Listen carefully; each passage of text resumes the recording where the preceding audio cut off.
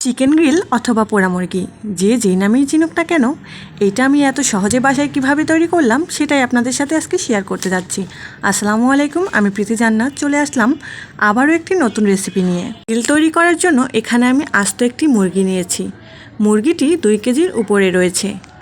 গ্রিলটি আমি ব্রয়লার মুরগি দিয়ে তৈরি করব, তাই এখানে একটি কচি ব্রয়লার মুরগি নিয়েছি। কচি মুরগির মাংসের গ্রিল খুবই সুস্বাদু হয়। আপনারাও বাসায় তৈরি করার সময় ফ্রেশ এবং কচি মুরগি নিয়ে তৈরি করার চেষ্টা করবেন।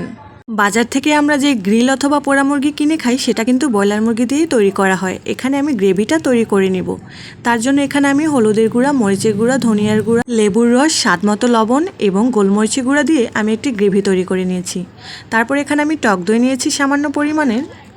রাঁধুনি বারবিকিউ মশলাটাও আমি এখানে ইউজ করব, তাই বারবিকিউ মশলাটা নিয়ে নিয়েছি। 2 টেবিল চামচ দিলেই চলবে, এখানে অনেকটাই মশলা থাকে।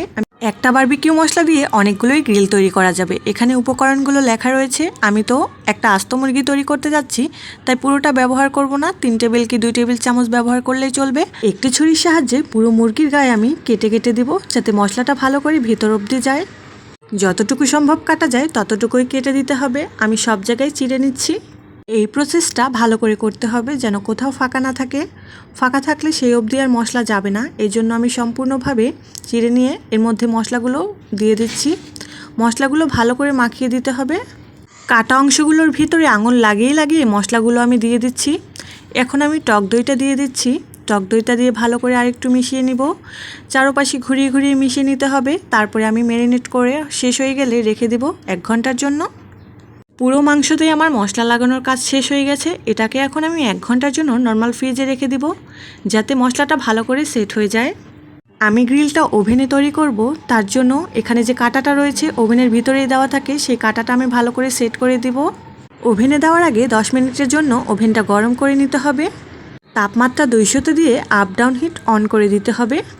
প্রথমে আমি 1 ঘন্টার জন্য কুক করে নিব। এখানে মুরগির গলার অংশটা আমি কেটে দিয়েছিলাম। 1 ঘন্টা কুক হওয়ার পরে মুরগির গায়ে আমি আবারও গ্রেভিটা ভালো করে একটু লাগিয়ে দিয়েছিলাম। তারপরে আবারও 1 ঘন্টার জন্য টাইম সেট করে দিয়েছিলাম।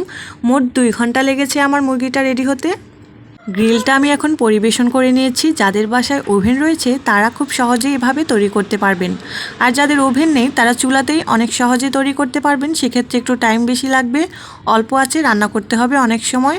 মুরগিটা অনেক সফট হয়েছে, খেতে এতই মজা হয়েছে যে আমি নিজের রান্না খেয়ে নিজেই ক্রাশ খেয়ে গেছি। ফার্স্ট টাইম তৈরি করেছি, তাও এত মজাদার করে। আপনারা যদি ভিডিওটি দেখে থাকেন অবশ্যই লাইক কমেন্ট করবেন এবং নতুন ভিডিও পেতে আমার পেজের পাশেই থাকবেন। খোদা হাফেজ।